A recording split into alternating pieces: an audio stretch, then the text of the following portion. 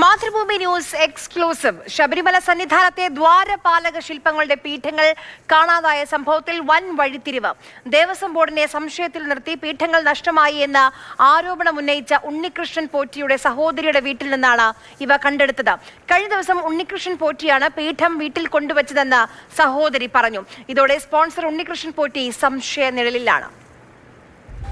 ശബരിമല ക്ഷേത്ര ശ്രീകോവിലിലെ ദ്വാരപാലക ശില്പങ്ങളുടെ പീഠങ്ങൾ തിരിച്ചു കിട്ടിയെന്ന വാർത്ത ഇന്ന് മാതൃഭൂമി ന്യൂസാണ് പുറത്തുവിട്ടത്. തിരുവിതാംകൂർ ദേവസ്വം ബോർഡ് വിജിലൻസ് സംഘമാണ് വെഞ്ഞാറമൂട്ടിലെ വീട്ടിൽ നിന്ന് ആ പീഠങ്ങൾ കണ്ടെടുത്തത്. പീഠങ്ങൾ കാണാനില്ല എന്ന് ആരോപണം ഉന്നയിച്ച സ്പോൺസർ ഉണ്ണികൃഷ്ണൻ പോറ്റിയുടെ ബന്ധുവിന്റെ വീട്ടിൽ നിന്നായിരുന്നു ഈ പീഠങ്ങൾ തിരിച്ചു കിട്ടിയത്. ദ്വാരപാലക ശില്പങ്ങളിലെ സ്വർണ്ണപ്പാളികൾ അറ്റകുറ്റപ്പണികൾ നടത്താൻ കൊണ്ടുപോയതുമായി ബന്ധപ്പെട്ട വിവാദങ്ങൾക്കിടെയാണ് ഉണ്ണികൃഷ്ണൻ പോറ്റി ഈ പീഠങ്ങൾ സംബന്ധിച്ച വിവരങ്ങൾ പുറത്തുവിട്ടത്. 2019 സ്വർണ്ണപ്പാളികൾക്കൊപ്പം ദ്വാരപാലക ശില്പങ്ങൾക്ക് താൻ 2 പീഠങ്ങൾ നിർമ്മിച്ചു നൽകിയെന്നും അത് അളവ് ചേരാത്തതുകൊണ്ട് ദേവസ്വം ബോർഡ് അത് മാറ്റിവെച്ചുവെന്നും ഇപ്പോൾ കാണാനില്ല എന്നുമാണ് ആരോപണം ഉന്നയിച്ചിരുന്നത്.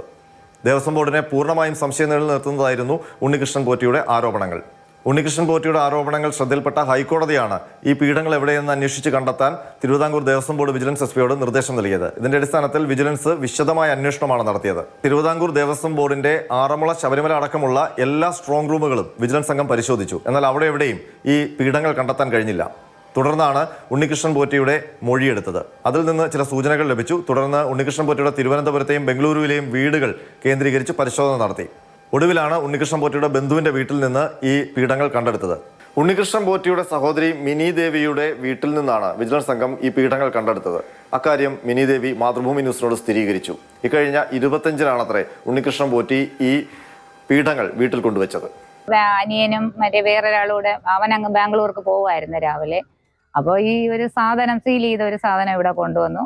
ഷീൽഡാണെന്ന് പറഞ്ഞു. സാധനങ്ങൾ, പൂജാദ്രവ്യങ്ങളായാലും ഷീൽഡായാലും പിന്നീട് എന്തായാലും കൊണ്ടുവരുമ്പോൾ നമ്മളിത് എടുത്തു വയ്ക്കും. വേറൊരാൾ വന്ന് കൊണ്ടുപോകാറുമുണ്ട്. ഈ പീഠങ്ങളുമായി ബന്ധപ്പെട്ട് ദേവസ്വം ബോർഡ് വ്യക്തമാക്കുന്നത് 2019 ഉണ്ണികൃഷ്ണൻ പോറ്റി ഈ പീഠങ്ങൾ സ്വന്തം ജീവനക്കാരന്റെ കൈവശമാണ് ശബരിമലയിലേക്ക് കൊടുത്തയച്ചത്. അവിടെ അത് അളവ് ചേരാത്തതിനെ തുടർന്ന് ഈ ജീവനക്കാരൻ തിരിച്ചു കൊണ്ടുവരികയായിരുന്നു.